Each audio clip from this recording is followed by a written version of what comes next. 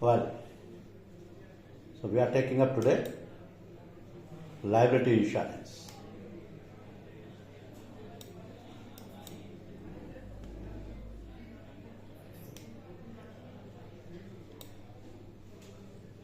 Let us understand what is liability insurance. First of all, the term itself is very important.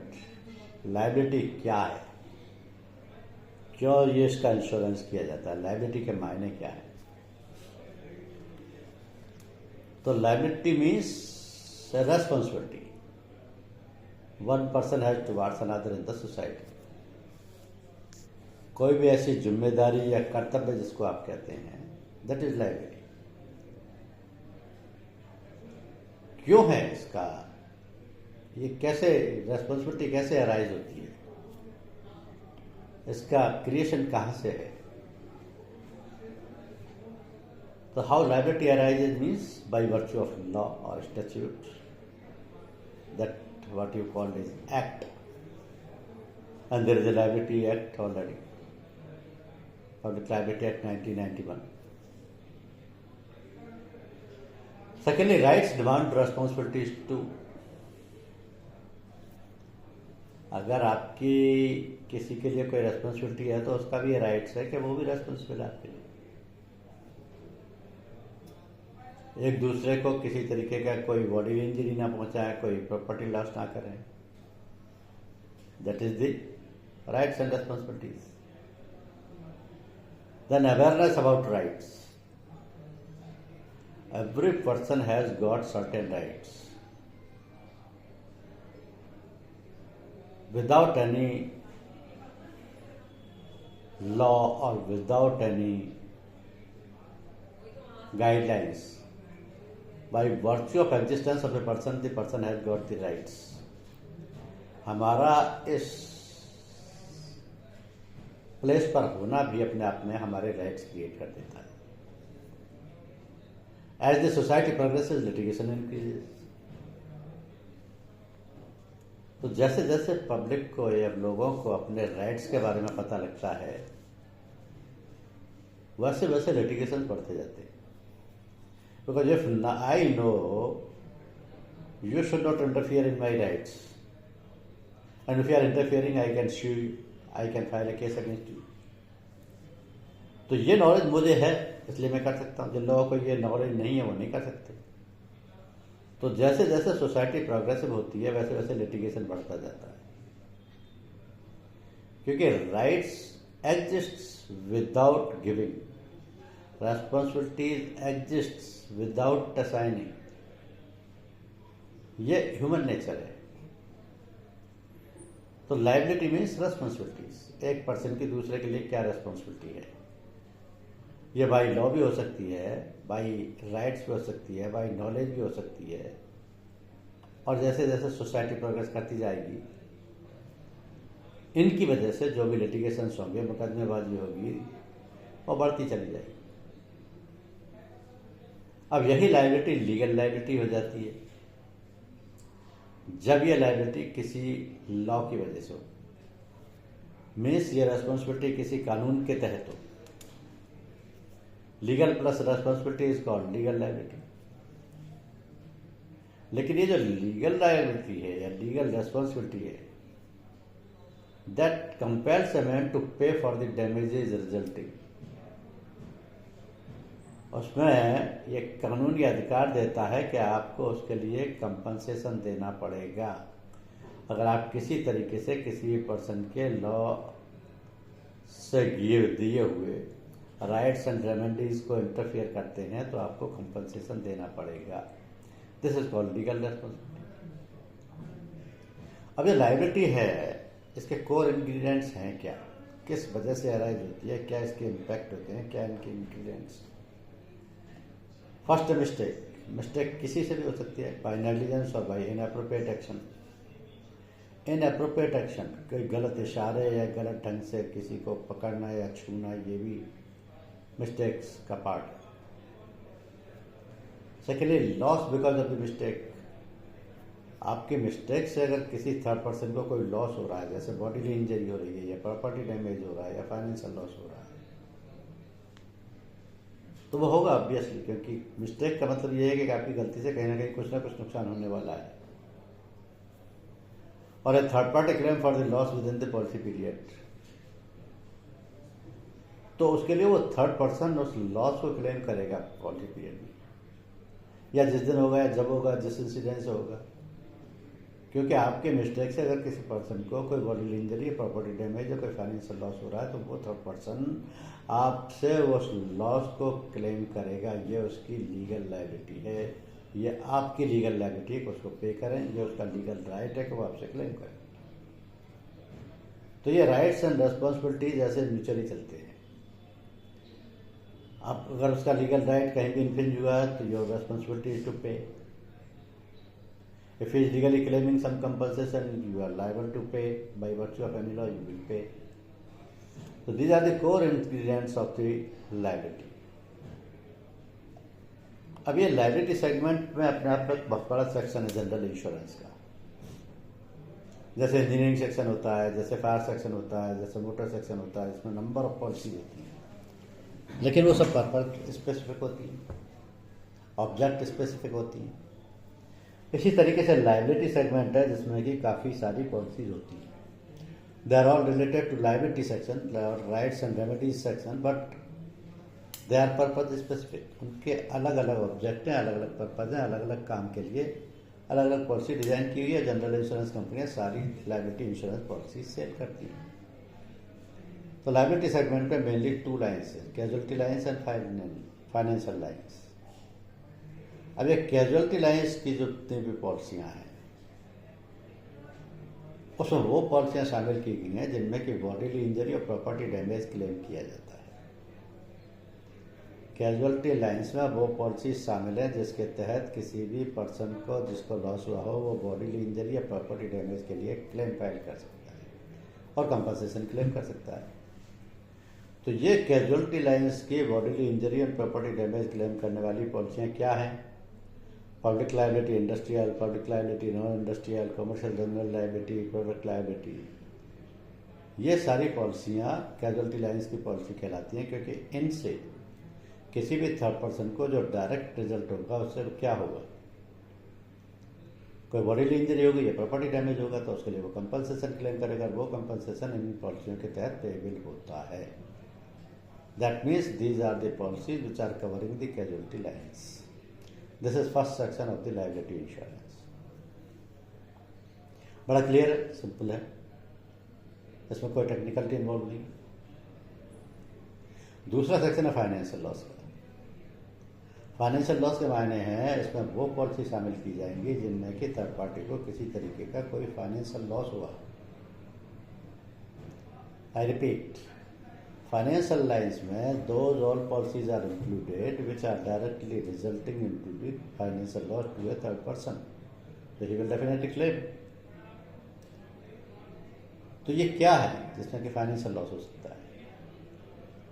In policies में आती हैं professional indemnity for doctors, professional indemnity for hospitals, directors and officers of policy, cyber crime policy. ये वो पॉलिसियाँ जिनमें कि financial losses पे किए जाते हैं। It means there are number of policies under the liability segment. पहली बात तो बहुत सारी पॉलिसियाँ हैं लायबिलिटी सेक्शन में और ये बहुत बड़ा सेक्शन है। हर general insurance company liability segment की पॉलिसी सेल करती है। सेकेंडली, लायबिलिटी सेगमेंट में 2 तरीके की पॉलिसियाँ होती है, कैजुअलिटी लाइन्स की और फाइनेंशियल लाइन्स की। कैजुअलिटी लाइन्स में उन सभी पॉलिसियों को शामिल किया जाता है जो जिनसे कि किसी भी पर्सन को बॉडीली इंजरी या प्रॉपर्टी डैमेज हो सकता है। थर्ड पार्टी को ही होकर वही क्लेम करेगी। फाइनेंशियल लाइन्स में वो पॉलिसियाँ शामिल की जाती हैं जिनसे किसी भी थर्ड पर्सन को फाइनेंशियल लॉस हो सकता है। So these are the 2 classifications of the liability segment, wherein all the policies of liability segment are included and they are classified as casualty lines policies and financial line policies. Very simple, कोई technicality involve नहीं, policy इस तरीके से classified हो जाती है। अब आते हैं बेसिक्स ऑफ लायबिलिटी इंश्योरेंस पर। तो लायबिलिटी इंश्योरेंस में सबसे पहले एक कॉन्सेप्ट समझना होता है कि जो भी लिमिट ऑफ लायबिलिटी होती है या लिमिट ऑफ इंडेमनिटी होती है या सम इंश्योर होता है पॉलिसी का, उसका सिलेक्शन का क्राइटेरिया होता है AOA and AOY। Her liability policy में होता है। अब ये AOA एंड AOY के मायने क्या है? AOA कहता है कि एनी वन एक्सीडेंट और AOY कहता है एनी वन ईयर, और ये दोनों ही लिमिट सम इंश्योर्ड की हैं या लिमिट ऑफ इंडेमनिटी की हैं या लिमिट ऑफ लायबिलिटी की हैं, जो कि इंश्योर्ड को सेलेक्ट करनी होती है। This is the prerogative of the insured to select the AOA and AOY at the time of taking the liability insurance policy. तो उसमें कोई इंश्योरेंस कंपनी का कोई रोल नहीं होता, क्योंकि उनको अपनी लायबिलिटी इंश्योर्ड को अपने रिक्वायरमेंट के हिसाब से सेलेक्ट करनी होती है। तो AOA क्या है? AOA कहता है कि एनी वन ईयर और in the aggregate or total limits। नहीं, this is AOY। ये AOY है। AOY कहता है कि एनी वन ईयर और in the aggregate or total limits means any one year is the maximum liability of the insurer for all claims arising out of all accident during the policy period। मतलब क्या वो कि एक policy period में कितने भी instances हो जाएं, कितने भी इंसिडेंट हो जाएं, उनसे जितना भी टोटल लॉस होगा, उसका इंश्योरेंस कंपनी जो क्लेम पे करेगी वो उस लिमिट को एक्सीड नहीं करेगा जो कि इंश्योर ने AOY में सेलेक्ट की है। तो ये जो AOY लिमिट है ये मैक्सिमम लिमिट है। कोई भी इंश्योरेंस कंपनी इससे ज़्यादा के क्लेम पे नहीं करेगी। AOY is the maximum liability of the insurer for all claims. और पॉलिसी पीरियड में कितने भी इंस्टांसेस हो जाएं, कितने भी एक्सीडेंट हो जाएं, लेकिन इंश्योरेंस कंपनी का जो कंपनसेशन पेमेंट करने का मैक्सिमम टारगेट है, मैक्सिमम लिमिट है, मैक्सिमम सीलिंग है, that will not exceed the AOY limit. तो AOA क्या है? AOA means any one accident, that means each occurrence पर क्लेम लिमिट। यानी किसी भी एक एक्सीडेंट में कितना इंश्योरेंस कंपनी क्लेम पे करेगी, ये उसकी मैक्सिमम लिमिट है। फिर आते हैं प्रूडेंट रेशोस। प्रूडेंट रेशोस का मतलब ये है कि हमारे पास 4 ऑप्शन है। इंश्योर्ड को 4 ऑप्शन दिए गए हैं, चारों में से कोई सा एक सेलेक्ट कर सकता है, जिसमें कि ये AOA एंड AOY दोनों चीज़ें सेलेक्ट हो जाएंगी ऑटोमेटिकली। और ये 4 ऑप्शन क्या होते हैं? 1 = 1, 1 = 2, 1 = 3 and 1 = 4। Out of these 4 only the insured has to select any one option. These are the prevalent ratios. ये रेशो क्या है? These ratios represents amounts and not number of time of accident. ये 1 = 1 और 1 = 2 और 1 = 3 और 1 = 4 का मतलब ये है कि ये अमाउंट शो करेंगे, नंबर ऑफ क्लेम्स नहीं शो करेंगे। किस चीज का अमाउंट शो करेंगे? किस चीज का? वो लिमिट का जो कि इंश्योर ने सेलेक्ट की है। फॉर एग्जाम्पल, इंश्योर ने AOA एंड AOY सेलेक्ट किया अपने लिए 1 = 2। ये 1 = 2 इन्हीं 4 में से कोई सा एक, उसने 1 = 2 ले लिया। इसका मतलब ये है कि उसने अगर एनी वन एक्सीडेंट लिमिट की अपने लिए 50 लाख रखी है, तो एनी 1 ईयर की लिमिट ऑटोमेटिकली 1 करोड़ की होगी। तभी तो 1 = 2 हुआ। तो एनी वन एक्सीडेंट की लिमिट 50 लाख है, एनी वन एक्सीडेंट के डबल कर दो तो एनी 1 ईयर लिमिट आ गई। अब अगर मान लिया इंश्योर ने ये सेलेक्ट किया है और इसमें क्लेम आते हैं, तो इंश्योरेंस कंपनी किस तरीके से क्लेम सेटल करेगी, इसको समझ लेंगे तो आपका सारा फंडा आपके माइंड में सेटल हो जाएगा, एब्सोल्यूट क्लैरिटी आ जाएगी। मान लिया मेरी कोई इंडस्ट्री है, मैंने अपने लिए पब्लिक लायबिलिटी पॉलिसी ली है, मैंने AOA एंड AOY 1 = 2 सेलेक्ट किया है, मेरी AOA की लिमिट 50 लाख है और AOY की लिमिट 1 करोड़ है। अब मेरी पॉलिसी पर एक साल में 3 क्लेम आते हैं, तीनों 30-30 लाख के आते हैं। एक साल में 3 क्लेम आते हैं, तीनों 30-30 लाख के आते हैं। तो इंश्योरेंस कंपनी क्या करेगी? Insurance company will settle all the 3 claims. क्यों? क्योंकि 30 लाख का मतलब यह है कि ना तो वो एनी वन एक्सीडेंट की लिमिट को एक्सीड कर रहा है जो कि 50 लाख है, और ना तीनों मिलाकर के एनी 1 ईयर की लिमिट को अचीव कर रहे हैं जो कि 1 करोड़ है। इसका मतलब विद इन लिमिट। तो तीनों क्लेम 30-30 लाख के इंश्योरेंस कंपनी ने सेटल कर देने। All claims are payable subject to policy deductibles. First situation is very clear. Situation number 2, मेरी पॉलिसी पर 4 क्लेम आते हैं 30-30 लाख के।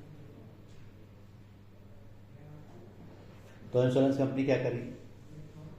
क्योंकि मेरी लिमिट 1:2 में 50 लाख तो एनी 1 एक्सीडेंट लिमिट है 1 करोड़, एनी 1 ईयर लिमिट है। अगर 30-30 लाख के 4 क्लेम आ गए तो इंश्योरेंस कंपनी क्या करेगी? 30-30 लाख के 3 क्लेम तो पे कर देगी, 90 लाख होगी। चौथे क्लेम में अब सम इंश्योर्ड बचा केवल 10 लाख, तो चौथा क्लेम केवल 10 लाख पे किया जाएगा। क्यों? क्योंकि सारा सम इंश्योर्ड एग्जॉस्ट होगी। That means 3 claims are fully payable subject to deductibles, but 4th is payable until AOY exhausts. तो 4th क्लेम केवल 10 लाख का ही पे होगा, वरना AOY की लिमिट एक्सीड हो जाएगी, तो वो इंश्योरेंस कंपनी कभी नहीं करेगी अपनी लिमिट एक्सीड। ये हुई सिचुएशन 2।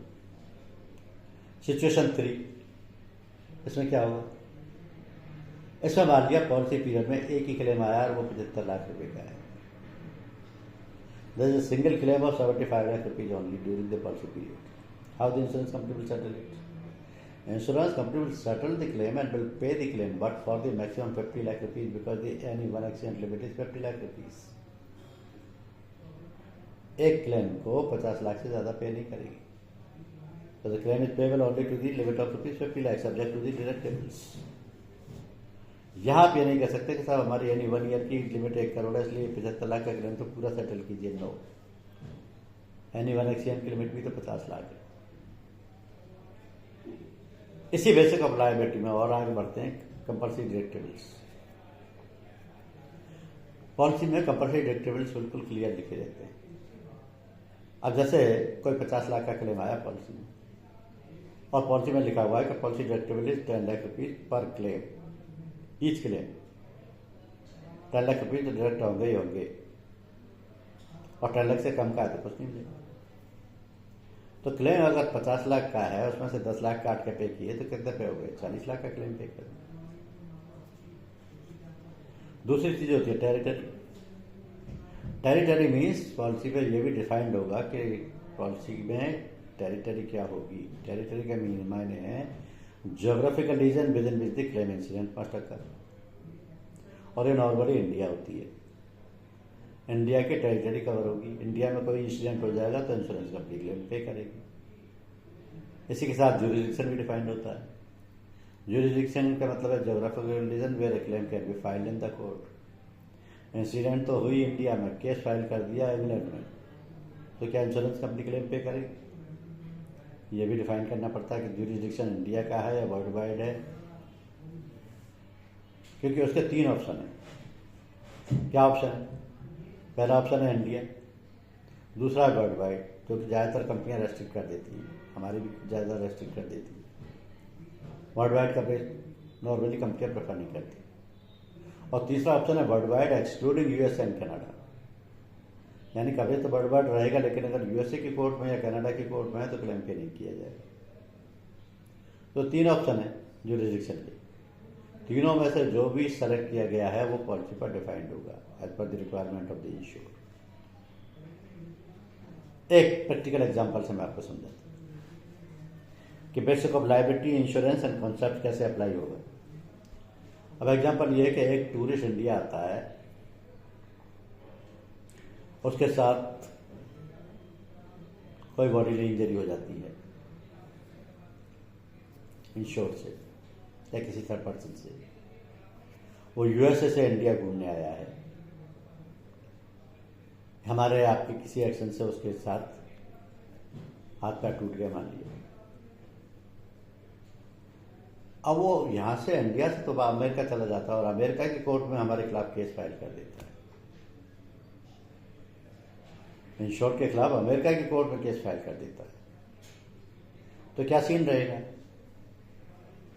अब इसमें देखिए 3 चीजें हैं कि टेरिटरी क्या है, ज्यूरिडिक्शन क्या है, क्लेम पेबल है या नहीं है। पहले सीनरी ये कहता है कि इंडिया की टेरिटरी में इंसिडेंट हुई, यूएसए का टूरिस्ट इंडिया घूमने आया, इंडिया में वारदात हुई, मान लिया उसके हाथ पर तोड़ दिए गए, और हमने पॉलिसी में ज्यूरिडिक्शन भी इंडिया ही दिया है, तो वो अगर इंडिया की किसी कोर्ट में केस फाइल करता तो उसको कंपनसेशन मिल सकता था। उसने इंडिया में नहीं किया, अगर इंडिया में किया तो मिलेगा, यानी टेरिटरी भी इंडिया है, ज्यूरिडिक्शन भी इंडिया है, तो उसको क्लेम पे हो जाएगा, चाहे वो यूएसए का रहने वाला है। पॉलिसी पर टेरिटरी भी इंडिया है, ज्यूरिडिक्शन भी इंडिया है, तो क्लेम पे होगा। दूसरे सिचुएशन में वर्ल्ड वाइड टेरिटरी है, यानी दुनिया में कहीं भी इंसिडेंट हो जाए, ज्यूरिडिक्शन भी वर्ल्ड वाइड है, दुनिया में किसी भी जगह से क्लेम ले सकते हो। तो इसने जब यूएसए का आया बंदा, इंडिया में आया, इंडिया में इंसिडेंट हुई, यूएसए में जाके क्लेम ले रहा तो भी मिलेगा, क्योंकि वर्ल्ड वाइड कवरेज दे रखा है। तीसरी सिचुएशन, इंडिया में आया, इंडिया में इंसिडेंट हुई, कवरेज वर्ल्ड वाइड दिया हुआ है, तो भी मिलेगा उसको। चौथी सिचुएशन, इंडिया में आया, इंडिया में वारदात हुई, लेकिन उसको जो कवरेज दिया हुआ है वो है world wide excluding USA and Canada jurisdiction का। अगर उसने यूएसए की कोर्ट में केस फाइल किया तो उसको क्लेम नहीं मिलेगा, कनाडा की कोर्ट में किया तो नहीं मिलेगा, इंग्लैंड में करता है, ऑस्ट्रेलिया में करता तो मिल जाएगा। तो चारों सिचुएशन से क्लियर है कि टेरिटरी और ज्यूरिडिक्शन कैसे अपना रोल प्ले करती हैं और कैसे क्लेम सेटल होता है। फिर आता है पीरियड। लायबिलिटी इंश्योरेंस में पीरियड का कॉन्सेप्ट बहुत इंटरेस्टिंग है, क्योंकि ये जो लायबिलिटी इंश्योरेंस की पॉलिसी है, इसमें एक टर्म आता है रेट्रोस्पेक्टिव डेट। वो सिर्फ लायबिलिटी इंश्योरेंस में एप्लीकेबल होता है और कहीं नहीं होता। और दो तरीके के पीरियड होते हैं, पहला है पॉलिसी पीरियड, दूसरा इंश्योरेंस पीरियड। अब इंश्योरेंस पीरियड के मायने क्या है, पॉलिसी पीरियड के मायने क्या है, ये समझना बहुत जरूरी है आपके लिए। क्योंकि पॉलिसी पीरियड की अगर बात की जाए तो पॉलिसी पीरियड तो सिंपल है, कोई भी जानता है कि अगर मैंने आज पॉलिसी ली है 16 जनवरी 2025 से, तो मेरी पॉलिसी 15 जनवरी 2026 को खत्म हो जाएगी। This is simple, everybody knows it. क्योंकि पॉलिसी नॉर्मली लायबिलिटी इंश्योरेंस की 1 साल के लिए इश्यू होगी, यानी 12 महीने के लिए इश्यू होगी। तो period from policy inception date to policy expiry date policy period में आ गया। दूसरा इंश्योरेंस पीरियड, जो कि लायबिलिटी इंश्योरेंस में ही अप्लाई होता है। ये इंश्योरेंस पीरियड थोड़ा सा डिफरेंट है। इसका मतलब यह है कि period from policy inception date of first policy to policy expiry date of current policy. ये पॉलिसी हमने जितने साल पहले ली थी और जितने साल से हम रिन्यू कराते आ रहे हैं, तो वो सारा पीरियड इसमें कवर हो गया, provided the coverage is uninterrupted, बशर्ते कि हमने कंटिन्यूएशन में इसको रिन्यू कराया हो। मान लिया यही पॉलिसी मैंने 2021 में ली थी, लायबिलिटी की, पब्लिक लायबिलिटी की, तो 1 जनवरी 2021 को ली थी, 31 दिसंबर 2021 को एक्सपायर हुई। सेकेंड पॉलिसी रिन्यू कराई 1 जनवरी 2022 को, वो 31 दिसंबर 22 में एक्सपायर हुई। थर्ड पॉलिसी इश्यू कराई 23 में, वो 31 दिसंबर 23 में एक्सपायर हुई। 24 में भी यही हुआ। अब 25th वाली चल रही है, तो 25th वाली जो चल रही है वो तो कहलाएगा पॉलिसी पीरियड, क्योंकि 1 जनवरी 2025 से स्टार्ट हुआ है, तो 31 दिसंबर 25 का एक्सपायर हो गया। लेकिन जो 1 जनवरी 22 को मैंने पॉलिसी ली थी, उससे लेकर के और आज तक का सारा पीरियड मेरा इंश्योरेंस पीरियड कहलाएगा। इंश्योरेंस पीरियड कहलाएगा, लेकिन इसका यूटिलिटी क्या है, क्यों कहलाएगा, क्या पर्पज क्या है? पर्पज इसका ये है कि लायबिलिटी इंश्योरेंस में एक वर्ड है रेट्रोएक्टिव डेट, जिसका मतलब होता है कि date at which the insured took the policy for the first time and has been continuously covered. वो तारीख जिसको उसने पहली बार पॉलिसी ली थी, जो कि 1 जनवरी 22 है, उससे चली आ रही है। This is also the beginning date of the insurance period. उसी डेट को मेरा इंश्योरेंस पीरियड स्टार्ट हो गया और मेरी क्लेम मेड हिस्ट्री पॉलिसी चलती रहेगी। इस पीरियड में कहीं भी कोई लॉस हुआ है, किसी भी डेट को डिस्कवर हुआ है, मैंने क्लेम फाइल किया इंश्योरेंस कंपनी पे, तो इंश्योरेंस कंपनी उसको पे करेगी रेट्रोएक्टिव डेट बेसिस पर। इसके अलावा इसमें एक्सटेंडेड रिपोर्टिंग पीरियड भी हो सकता है 30 डेज का। मान लिया पॉलिसी में एक्सपायर हो गई और डिस्कवरी बाद 15 दिन बाद हुआ, पता लगा कि भाई इसमें कोई प्रॉपर्टी डैमेज कर दिया किसी। So in case the cover is discontinued, the insured can report claims arising from acts committed within policy period. Act तो पॉलिसी पीरियड में हुआ है, लेकिन पता नहीं लगा, पता पॉलिसी एक्सपायर होने के बाद लगा है। तो उसके बाद 30 दिन तक रिस्क कवर होती है। 30 दिन तक का रिस्क कवर तो रिस्क तो एक्सपायर होगी एक्सपायरी डेट को, लेकिन 30 दिन का पीरियड एक्सटेंडेड रिपोर्टिंग पीरियड मिलेगा जिसमें कि क्लेम इंटीमेट किया जा सकता है। फॉर एग्जाम्पल एबीसी लिमिटेड ने एक पॉलिसी ली जनवरी 1 2010 को, जो कि 31 दिसंबर 2010 को एक्सपायर हो गई और आज 3 ईयर्स तक चलती रही विदाउट ब्रेक। उसमें पॉलिसी में 30 डेज का एक्सटेंडेड पीरियड भी था। तो पॉलिसी 31 दिसंबर को एक्सपायर हो गई। उसने उसके बाद पॉलिसी भी नहीं ली, लेकिन उसने उसके बाद 15 जनवरी को क्लेम रिपोर्ट कर दिया, तो वो भी कवर्ड है, क्योंकि policy has a 30 days extended reporting period. The claim is payable. अब इसको आप इसे इमेज से समझ सकते हो। ये पॉलिसी पीरियड है, इसका मतलब यह है कि आज की करंट पॉलिसी जो कि 1 जनवरी 2025 से 31 दिसंबर 2025 तक चलेगी, लेकिन ये जो रेट्रो पीरियड चल रहा है ये 22 से लिए तो 22 से कंटिन्यूस चला आ रहा है, वो भी कवर्ड है। और ये पॉलिसी 31 दिसंबर के बाद भी 1 महीने का मेरे को डिस्कवरी पीरियड देगी या एक्सटेंडेड पीरियड देगी, वो भी कवर्ड है। तो this is the concept how the period plays the role in the liability insurance, क्योंकि लायबिलिटी इंश्योरेंस में रेट्रोएक्टिव डेट का बड़ा इंपॉर्टेंट रोल है। ये पब्लिक लायबिलिटी ये जरूरी नहीं है कि आपको जिस दिन इंसिडेंट हो रही है उसी दिन पता लग जाए, काफी दिनों के बाद भी पता लग सकता है। कोई प्रॉपर्टी लॉस हुआ है, कोई बॉडीली इंजरी लॉस हुआ है, तो काफी दिनों के बाद भी पता लग सकता है। अब जैसे उस बंदे ने यूएसए का बंदा है, इंडिया घूमने आया, जब इंडिया घूम गया वापस जाके यूएसए में कोर्ट केस फाइल किया, तो उसका मतलब इंसिडेंट तो उसी दिन अराइज हो गई जिस दिन की इंडिया में वारदात हुई थी, लेकिन उसने केस किया उस दिन जिस दिन वो वहां पहुंच गया, तो भी उसकी सारी लायबिलिटी कवर, क्योंकि इंसिडेंट्स कवर्ड है पॉलिसी पीरियड। अब इसमें 2 तरीके के क्लेम सेटलमेंट कॉन्सेप्ट होते हैं, claim made and occurrence basis. तो क्लेम मेड में क्या फर्क है और ऑकरेंस बेसिस में क्या फर्क है उसको समझिए। क्लेम मेड रिपोर्टेड का मतलब ये होता है कि losses occurring during period of insurance. Period of insurance क्या होता है कि जिस डेट से आपकी पॉलिसी चली आ रही है, losses occurring during the period of insurance but claim being first made during policy period. लेकिन क्लेम आपने पॉलिसी पीरियड में किया जो कि करंट चल रही है, और ऐसा नॉर्मली होता है। 22 से चल रही है, 23 से चल रही है, तो पॉलिसी कवर कर रही है liability.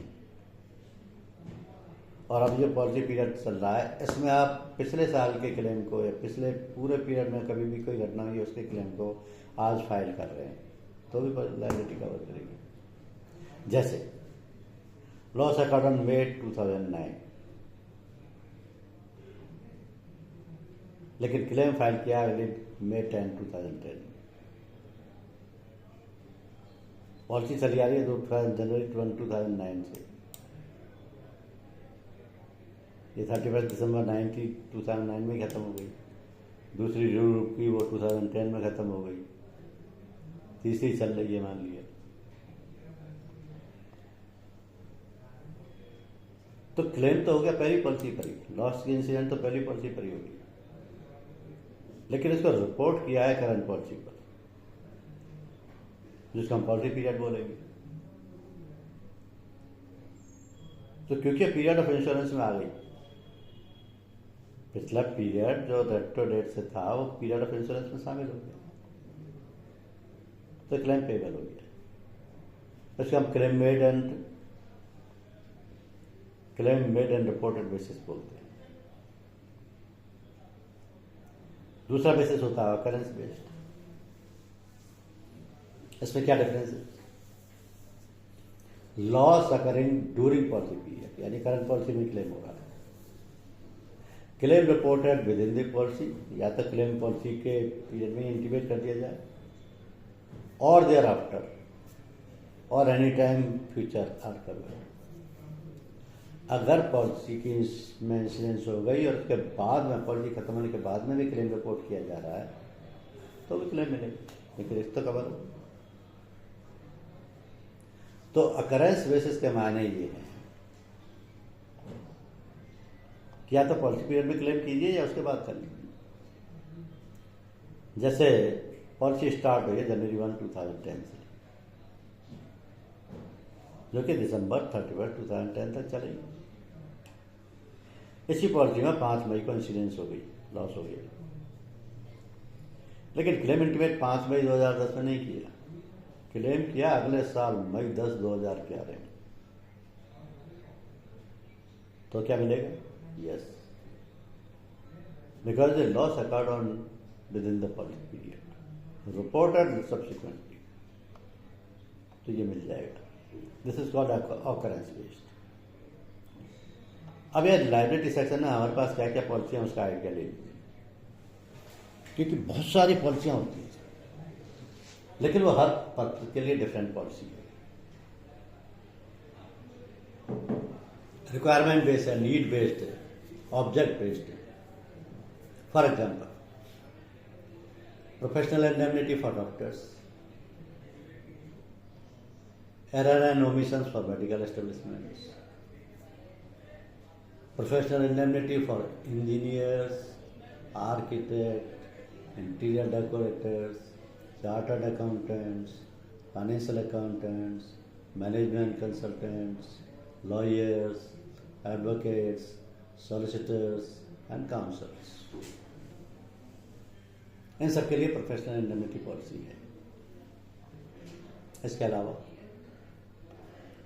Public liability insurance act only, public liability insurance industrial, public liability insurance non industrial,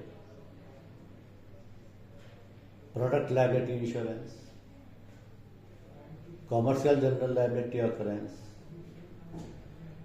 employers liability और workman compensation and carriers legal liability.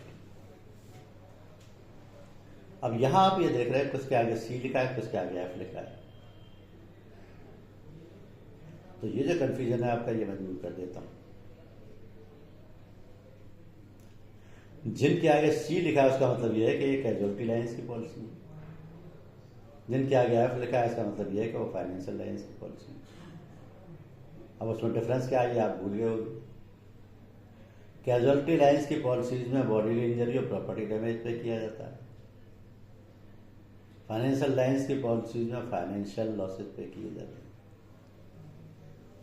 तो इस तरीके से इतनी पॉलिसी हमारे लायबिलिटी सेगमेंट में ऑलरेडी हैं, जिन्हें आप कभी भी इश्यू कर सकते हैं। लेकिन ये सब पर्पज स्पेसिफिक पॉलिसी है, यानी जिस काम के लिए जो पॉलिसी एप्लीकेबल है क्लेम उसी में मिलेगा। अगर आपने दूसरी पॉलिसी ले रखी है तो उसमें नहीं मिलेगा। एक एग्जांपल से मैं आपको समझा देता हूँ। मान लिया किसी को प्रोडक्ट डिफेक्टिव प्रोडक्ट से कोई बॉडीली इंजरी हुई या प्रॉपर्टी डैमेज हुआ या फाइनेंशियल लॉस हुआ किसी कंपनी के डिफेक्टिव प्रोडक्ट से। जैसे फॉर एग्जांपल किसी जैसे डनलप ने टायर बनाया लेकिन वो डिफेक्टिव बना दिया, उसकी अलाइनमेंट सही नहीं, जिसकी वजह से गाड़ी की सही नहीं चली, एक्सीडेंट हुआ, ड्राइवर मर गया। अब कोई एक्सीडेंट या यूं कहें कि गाड़ी सही नहीं चल रही थी, लुढ़क गई, ओवरटर्न हो गई, कुछ भी कह लीजिए, कोई सिचुएशन आ गई, but due to defective product the driver tyre, अब ड्राइवर ने टायर मैन्युफैक्चरर पर क्लेम पे किया। तो ये टायर मैन्युफैक्चरर की गलती है, उसका प्रोडक्ट डिफेक्टिव है, तो ये क्लेम या तो प्रोडक्ट लायबिलिटी इंश्योरेंस पॉलिसी में मिलेगा या कॉमर्शियल जनरल लायबिलिटी पॉलिसी में मिलेगा, क्योंकि कॉमर्शियल जनरल लायबिलिटी पॉलिसी वो पॉलिसी है जिसमें कि पब्लिक लायबिलिटी और प्रोडक्ट लायबिलिटी दोनों शामिल है। तो ये एग्जांपल बड़ा क्लियरली समझ में आएगी। क्योंकि डिफेक्टिव प्रोडक्ट से डेथ हुई है, प्रोडक्ट मैन्युफैक्चरर पर केस फाइल किया, प्रोडक्ट लायबिलिटी में क्लेम मिलेगा या कॉमर्शियल जनरल लायबिलिटी में क्लेम मिलेगा, क्योंकि उसमें भी प्रोडक्ट लायबिलिटी शामिल है। दूसरी सिचुएशन देखिए, guest slips on bed floor in hotel and break his leg. एक होटल में थर्ड पर्सन कोई बाय गेस्ट था, वो आया, उसका पैर स्लिप हो गया, उसके पैर टूट गया। अब ये ऑपरेशन में हुआ है, किसी प्रोडक्ट की वजह से तो हुआ नहीं। तो ये कौन सी पॉलिसी में लायबिलिटी कवर होगी? इसकी पॉलिसी पब्लिक लायबिलिटी। अब पब्लिक लायबिलिटी क्योंकि कमर्शियल जनरल लायबिलिटी का भी पार्ट है तो उसमें भी पे हो जाएगी या पब्लिक लायबिलिटी में होगी, लेकिन ये प्रोडक्ट लायबिलिटी में नहीं होगी, प्रोफेशनल इंडेमनिटी में नहीं होगी, कैरियर लीगल लायबिलिटी में नहीं होगी। तो इसकी कंसर्निंग पॉलिसी कौन सी हुई? Public liability. तीसरी सिचुएशन देखिए, किसी बिल्डिंग का स्ट्रक्चर कोलैप्स हो गया, गिर गया, डिमोलिश हो गया, क्योंकि उसका डिजाइन डिफेक्ट था। उन्होंने ऐसा बिल्कुल फ्लोर खड़े कर दिए थे जिनके नीचे कोई सपोर्ट ही नहीं था, फ्लोर ऐसे कैसे नीचे आ पड़े। This was design defect construction. अब ये डिजाइन डिफेक्ट किसकी वजह से था? कौन इसके लिए रेस्पॉन्सिबल? वो ना जिसने कंस्ट्रक्शन किया। तो कंस्ट्रक्शन या रिकंस्ट्रक्शन जिसका भी है वो कौन सी पॉलिसी लेते हैं? Professional indemnity for engineers. तो ये claim professional indemnity for engineers की पॉलिसी में होगा और फाइनेंशियल लॉसेस पे करने होंगे। इसी तरीके से death of people in surroundings में कुछ लोगों की डेथ हो गई और डेथ का रीजन क्या था? Leakage of poisonous gas, hazardous goods. मेरी कोई फैक्ट्री है, उसमें से गैस लीक हुई, आसपास कुछ लोग खेल रहे थे या घूम कर रहे थे, अपना काम कर रहे थे, उनकी डेथ हो गई। तो वो कंपनसेशन के लिए मेरे पे क्लेम करेंगे। अब ये कंपनसेशन मेरी कौन सी पॉलिसी देगी? Public liability insurance act, public liability और कमर्शियल जनरल लायबिलिटी, क्योंकि कमर्शियल जनरल लायबिलिटी में पब्लिक लायबिलिटी शामिल है। अब अगर किसी दूसरी पॉलिसी की बात करें तो प्रोडक्ट लायबिलिटी इसको पे नहीं करेगी, प्रोफेशनल इंडेमनिटी इसको पे नहीं करेगी, कैरियर लीगल लायबिलिटी इसको पे नहीं करेगी, केवल पब्लिक लायबिलिटी और सीजीएल पे करेगी। इसी तरीके से एक और एग्जाम्पल ले लीजिए, रॉन्ग ट्रीटमेंट बाय डॉक्टर। क्या हुआ? उससे पेशेंट की डेथ हो गई, डॉक्टर ने गलत ट्रीटमेंट कर दिया, उसे बीमारी डायग्नोस ही नहीं हो पाई, उसने गलत ट्रीटमेंट दे दिया, पेशेंट की डेथ हो गई। तो उसके पेशेंट के परिजनों ने क्लेम फाइल किया डॉक्टर पे। अब ये क्लेम कौन सी पॉलिसी में मिलेगा? Professional indemnity for doctors. If claim against hospital, अगर हॉस्पिटल की गलती से या लापरवाही से होगा तो हॉस्पिटल की पॉलिसी होगी, उसके पास वो मिल जाएगा। तो उससे साबित होता है कि the respective policy only pays the compensation because this is the applicability of the concerning policy wherein the insured can be compensated. Public liability act के आपको कुछ एग्जांपल देता हूं। 2 और 3 दिसंबर 1984, एग्जैक्टली 40 ईयर्स अगो, 2 और 3 दिसंबर की नाइट थी 1984 की, जिसमें यूनियन कार्बाइड इंडिया लिमिटेड नाम की एक पेस्टिसाइड कंपनी जो कि भोपाल मध्य प्रदेश में सिचुएटेड थी, उसमें से मिथाइल आइसोसाइनेट गैस लीक हुई। आप सबने सुना होगा भोपाल गैस ट्रेजेडी। क्या था? 2 और 3 दिसंबर की 1984 की नाइट को union carbide India limited pesticide plant में से भोपाल में मध्य प्रदेश में मिथाइल आइसोसाइनेट गैस लीक हुई, जिससे कि 5 लाख लोग इफेक्टेड हुए और उनके बरसों केस चलते रहे। अब ये 40 साल पुराने केस है, तब तक पब्लिक लाइबिलिटी एक्ट था ही नहीं। पब्लिक लाइबिलिटी एक्ट कब बना? 1991 में। तो फिर क्या हुआ कि provide immediate relief to the persons affected by accident occurring while handling any hazardous substance. Base coverage public liability act बनाया गया 1991 में, जिसके तहत इन सबको कंपनसेशन प्रोवाइड कराया गया। तो ये जो पब्लिक लाइबिलिटी एक्ट जो क्रिएशन था वो इंसिडेंट्स के बाद हुआ, क्योंकि public demanded compensation in millions और बिलियंस ऑफ रुपीस। 5 लाख लोग इफेक्टेड हुए थे और जो इंडस्ट्री का ओनर था वो भगा दिया गया या भाग गया, कुछ भी कह लीजिए उसको, all political reasons. So this is an instance where the public liability in terms of financial losses has to be paid. दूसरा, who needs PLI Act policy? किसको चाहिए? All those who are dealing in manufacturing, processing, treatment, packaging, storage, transportation of hazardous material can take this policy. कैसा होता है public liability में settlement? सबसे पहले limit of liability select करनी होती है, AO एंड AOI। सपोज वो 1:3 सेलेक्ट किया तो प्रीमियम कैसे होगा इसका? AOA की लिमिट है मान लिया 5 करोड़ की, तो AOI ऑटोमेटिकली 15 करोड़ होगी। All premiums will be covered, transportation will be covered, deductibles defined होगा। टिकट क्या होगा?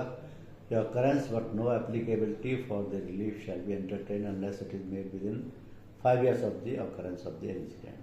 5 साल के अंदर तक क्लेम कर सकते हैं आप। लेकिन जो प्रीमियम होगा वो टर्नओवर बेसिस पे होगा, पेड अप कैपिटल की बेसिस पे होगा, limit of indemnity and group of substances, किस चीज़ का रिस्क ऑक्यूपेंसी क्या है वो डिफाइन की होगी। और जो कंप्यूटेशन ऑफ प्रीमियम होगा वो रिस्क प्रीमियम तो होगा ही, प्लस उतना कि उतना एनवायरमेंट रिलीफ फंड में भी जाएगा, उसका पेमेंट लगेगा। और कंपनसेशन किस बेसिस पे होगा? कंपनसेशन के जो क्राइटेरिया डिफाइंड है पब्लिक लाइबिलिटी एक्ट में, वो लिमिट बहुत थोड़ी है, बहुत छोटी है, क्योंकि ये 1991 में बना था। आप देख लीजिए 24 and 9 32 से 30 साल हो गए उसको, लिमिट्स वही चली आ रही है। डेथ के केस में 25,000 रुपये per person, medical expenses 12,500, injury के केस में 12,500 रुपये पर, टोटल परमानेंट डिसेबिलिटी के केस में 25,000, लॉस ऑफ वेजेस के केस में 1,000 rupees per month up to maximum of 3 months, property damage में 6,000 रुपये depending on actual damage. Limits पुराने चले आ रहे, लेकिन इसके अलावा इंटरेस्ट और एक्सपेंसेस, लीगल कॉस्ट वगैरह सब मिल जाते हैं। तो पब्लिक लाइबिलिटी की जो पॉलिसीज़ हैं वो इंडस्ट्रियल भी हो सकती है, नॉन इंडस्ट्रियल भी हो सकती है। मान लिया नॉन इंडस्ट्रियल है तो बेस कवरेज जो होगा तो पॉलिसी कवर्स दी third party body injury, third party property damage और डिफेंस कॉस्ट। लेकिन जो रिस्क ऑलरेडी किसी दूसरी पॉलिसी में आ रही हैं वो इसमें कवर्ड नहीं होंगी नॉन इंडस्ट्रियल में। एक्सटेंशन जो पॉलिसी के साथ अवेलेबल है वो लिए जा सकते हैं। एक्सटेंशन के मायने हैं जो भी एड ऑन कवर्स अवेलेबल हैं तो वो साथ मिल जाएंगे। अब कुछ एग्जांपल से मैं बताता हूँ आपको ये पब्लिक लाइबिलिटी पॉलिसी क्यों जरूरी हो जाती है, किन लोगों के लिए जरूरी हो जाती है। भोपाल गैस ट्रेजरी आपने देखी। दूसरा एग्जांपल है उपहार सिनेमा ट्रेजरी। यहाँ पब्लिक लाइबिलिटी नॉन इंडस्ट्रियल, तब तक ये उपहार सिनेमा ट्रेजरी हुई तब तक पब्लिक लाइबिलिटी एक्ट एग्जिस्टेंस में आ चुका था। ये सीन है 13 जून 1997 का, जबकि उपहार सिनेमा ग्रीन पार्क दिल्ली में 3 से 6 के शो में बॉर्डर फिल्म जो रिलीज हुई थी उस थिएटर में, उस समय भगदड़ मच गई, स्टम्पीड हो गया और फायर आग लग गई सिनेमा। उस आग के सफोकेशन से 59 पीपल डाइड, 103 वर सीरियसली इंजर्ड। और उस एक्ट के तहत इस सिनेमा ओनर को 25 करोड़ का कंपनसेशन उनका डिजीज को या उनकी फैमिली या डिपेंडेंट्स को देना पड़ा। कौन से प्रोविजन के तहत? पब्लिक लायबिलिटी एक्ट के तहत। पॉलिसी कौन सी? Public liability act, non industrial. अभी नॉन इंडस्ट्रियल इसलिए कि सिनेमा हॉल को वहाँ कोई प्रोडक्शन तो है नहीं, कोई आउटपुट तो है नहीं, कोई टर्नओवर तो है नहीं, लेकिन बिजनेस हॉल है। This is also part of the industry, लेकिन नॉन इंडस्ट्रियल शामिल। तो उनको 25 करोड़ का कंपनसेशन पब्लिक लायबिलिटी एक्ट के तहत देना पड़ा। और पार cinema tragedy, this is a famous case. Second famous case, Jaipur terminal fire India.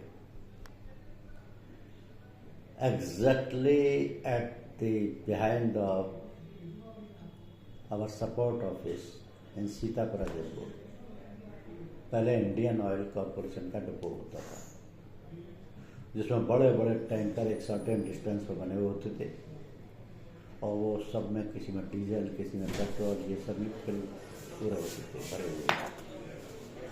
तो 29 अक्टूबर 2009 से एक टैंकर में आग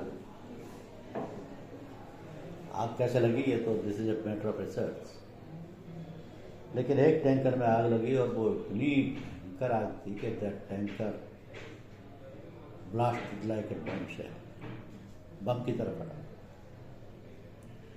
और उस टैंकर से दूसरे में लगी। जब तक दूसरा जलता रहा उससे फिर तीसरे में लगी, तीसरे से चौथे में लगी। ये सब 11 दिन तक चलता रहा। Fire continued for 11 days. और उसका रिजल्ट क्या हुआ? 11 लोगों की तो डेथ हो गई, वो टर्मिनल वहां से क्लोज हो गया, और सारे डिजास्टर मैनेजमेंट के सब तरीके फेल हो गए। कोई भी तरीका उस सिचुएशन को कंट्रोल नहीं कर पाया, क्योंकि पेट्रोल से भरे या डीजल से भरे टैंकर में अगर कोई आग लगती है तो उसको कंट्रोल करने के लिए इतने रिसोर्सेज गवर्नमेंट के पास थे ही नहीं कि उनको कंट्रोल किया जा सके। पूरे एरिया में कर्फ्यू लग गया, आसपास के बिल्डिंग्स वगैरह सब डैमेज हो गई, हमारा ऑफिस भी डैमेज हो गया। 11 दिन तक कंटिन्यूस फायर लगी रही, 11 लोगों की डेथ हो गई, लेकिन तब तक पब्लिक लायबिलिटी एक्ट आ चुका है, तो उसको कंपनसेशन पे हो। कुछ एग्जांपल प्रोडक्ट लायबिलिटी के लिए भी। प्रोडक्ट लायबिलिटी में कंपनसेशन कैसे पे होगा? अगर किसी मैन्युफैक्चरर के, चाहे वो इंडस्ट्रियल यूनिट है या नॉन इंडस्ट्रियल यूनिट है, अगर किसी भी प्रोडक्ट से किसी भी थर्ड पर्सन को कोई लॉस होता है, नॉर्मली तो ये इंडस्ट्रियल यूनिट से होती हैं जो कि प्रोडक्शन करती हैं या प्रोडक्ट बनाती हैं। अब जैसे एक कंपनी है जिसने कि अपना पेस्टिसाइड प्रोडक्ट बनाया, और पेस्टिसाइड को जिस फार्मर ने खरीदा और अपनी फसल पर डाला, उसकी सारी क्रॉप डैमेज हो गई। वो पेस्टिसाइड इतना खतरनाक था और वो डिफेक्टेड था, तो उसने उस मैन्युफैक्चरर के खिलाफ केस फाइल कर दिया। कोर्ट ने उसको 72 लाख रुपए का कंपनसेशन पे किया, because the pesticides were defected. इसी तरीके से एक आईटी कंपनी ने, जो कि बैटरीज और यूपीएस बनाती थी, एक आईटी कंपनी ने उस बैटरी और यूपीएस का इस्तेमाल किया, लेकिन उस बैटरी और यूपीएस के इस्तेमाल करने से उस आईटी कंपनी में पूरी की पूरी में आग लग गई, क्योंकि वो बैटरी डिफेक्टिव थी। पूरी की पूरी आईटी कंपनी में आग लग गई। जब आग लग गई तो उन्होंने कंपनसेशन के लिए उस मैन्युफैक्चरर के खिलाफ केस किया, और उन्होंने 5.2 करोड़ का कंपनसेशन मांगा, जो कि उनको मिला। इसी तरीके का एक और case, property damage to third party machinery due to use of defective insured product क्या था इंश्योर्ड प्रोडक्ट? बियरिंग केजेस। एक कंपनी बियरिंग्स बनाती थी, बियरिंग केजेस। तो जो दूसरे होलसेलर थे, दूसरे सप्लायर थे जो मशीनरीज बनाते थे और उनकी बियरिंग्स को यूज करते थे, उसमें उन्होंने पाया कि वो सारे बियरिंग्स डिफेक्टिव थे, जिनकी वजह से उनकी सारी मशीनरीज बेकार हो गई और सारी मशीनरीज को रिटर्न हो गई। उन्होंने केस फाइल किया and they got 6.42 crore compensation. तो ये तीनों एग्जाम्पल प्रोडक्ट लायबिलिटी के।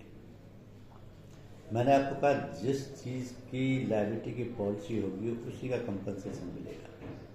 अगर किसी पब्लिक पर्सन को बॉडीली इंजरी हुई है या थर्ड पार्टी लॉस हुआ है या प्रॉपर्टी डैमेज हुआ है, तो वो प्रोडक्ट लायबिलिटी में नहीं मिलेगा, वो पब्लिक लायबिलिटी में।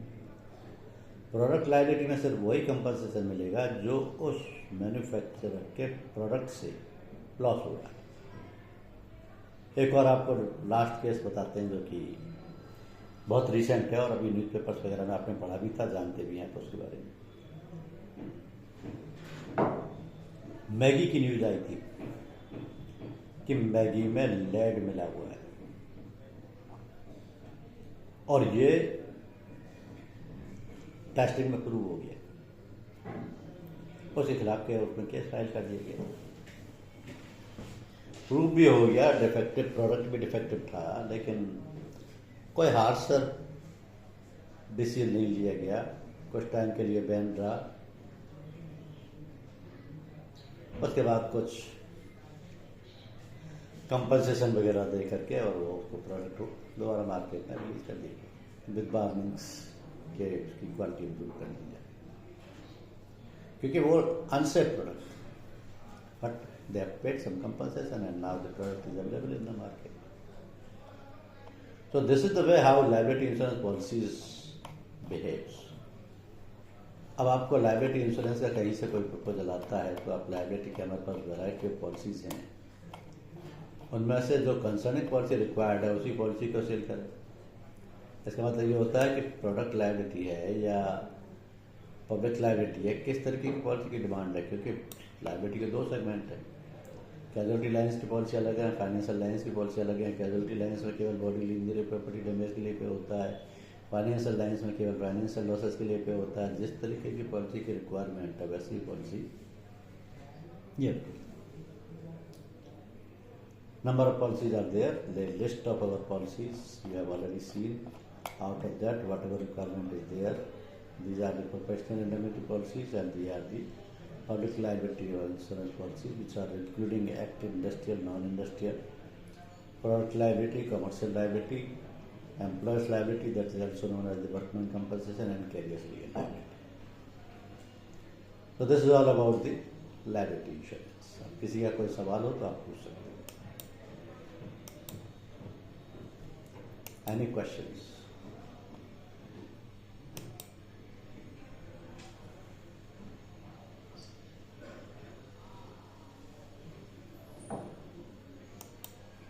एग्जाम्पल बोलिए बोलिए, आप बोलिए। क्रॉप में किसी फार्मर ने पेस्टिसाइड खरीदा और वो पेस्टिसाइड इतना डिफेक्टिव था कि उसकी जो फसल खड़ी थी जिस पर उसने पेस्टिसाइड डाला वो सारी की सारी फसल खराब हो गई। Crop damage of farmer due to use of insured product that is pesticides. सारी की सारी फसल खराब हो गई। अब वो फसल उसके लाखों रुपए की थी, इतना बड़ा एरिया था, तो उसने पेस्टिसाइड मैन्युफैक्चरर के खिलाफ केस फाइल कर दिया। केस में उसको कोर्ट ने डिफेंस एंड डैमेजेस के लिए 72 लाख रुपए का कंपनसेशन दिलवाया। This is product liability. और किसी का कोई केस, कोई क्वेश्चन?